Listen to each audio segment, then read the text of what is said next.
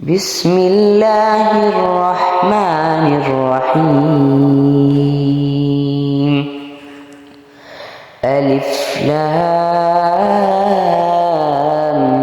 ميم. الله لا إله إلا هو الحي القيوم نزل عليك الكتاب بالحق مصدقا لما بين يديه وأنزل التوراة والإنجيل من قبل هدى للناس وأنزل الفرقان إن الذين كفروا بآيات الله لهم عذاب شديد والله عزيز ذو انتقام.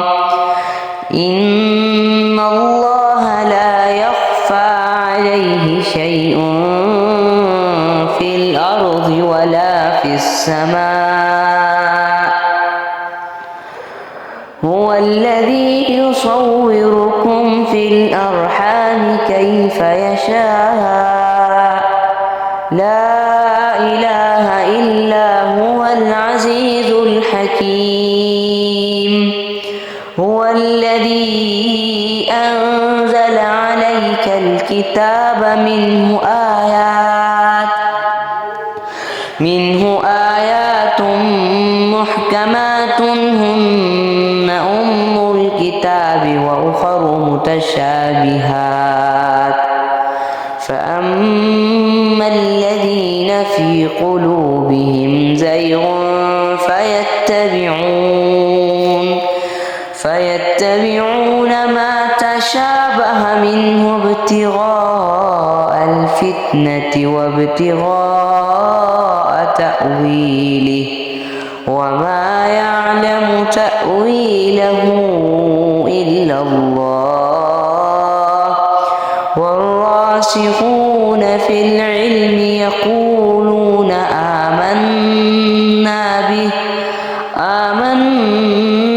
به كل من عند ربنا وما يذكر إلا أولو الألباب.